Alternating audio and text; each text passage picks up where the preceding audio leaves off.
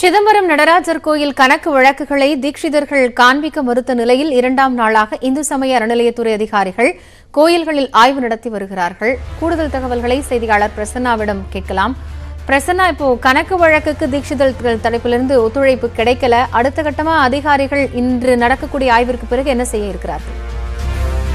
அதாவது சிதம்பரம் நடராஜர் கோயிலில் இன்று இரண்டாவது நாளாக இந்து சமய அதிகாரிகள் ஆய்வுக்காக வந்திருக்கின்றனர். நேற்று உச்சநீதிமன்ற தீர்ப்பை சுட்டிக்காட்டிய தீட்சிதர்கள் கணக்கு வழக்குகளை காண்பிப்பதற்கு தருவதற்கு மறுத்திருந்தனர். இந்த சூழ்நிலையில் இன்று இரண்டாவது நாளாக இந்து சமய அறநிலையத்துறை 6 பேர் கொண்ட குழுவினர் இந்த சிதம்பரம் நடராஜர் கோயிலுக்கு தற்போது வருகை புரிந்துள்ளனர். வருகை புரிந்து நேராக அவர்கள் கனக சபைக்கு சென்று நிதியேறி சாமி தரிசனம் செய்து வருகின்றனர். சாமி தரிசனம் செய்த பின்பு தீட்சிதரிடம் கோயில் கணக்கு வழக்குகளை கேட்பார்கள் என்று எதிர்பார்க்கப்படுகிறது. தொடர்ந்து இந்த சூழ்நிலை அதாவது இந்த சூழ்நிலையானது தொடர்ந்து இந்த கோயில் நிர்வாக கணக்கு வழக்குகளை ஒப்படைக்கும் வரை இந்த இந்து சமய அறநிலையத்துறை அதிகாரிகள் ஆய்வு மேற்கொள்ள இருப்பதாக தெரிய வருகிறது.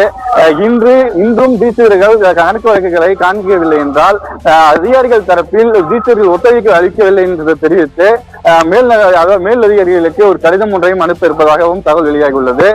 தொடர்ந்து தற்பொழுது இந்து சமய அறநிலையத்துறை அதிகாரிகள் தற்பொழுது கோயில் உள்ளே சாமி தரிசனம் செய்து வருகின்றனர். போயிருக்காங்க. எப்பத்திலிருந்து அந்த ஆய்வு அப்படிங்கிறது தொடங்க இருக்கிறது? நேற்று பிற்பகல் உணவு இடைவேளைக்கு பிறகு கூட ஆய்வு நடந்தது. இன்னைக்கு முழு நேர ஆய்வு அப்படிங்கிறது தொடருமா?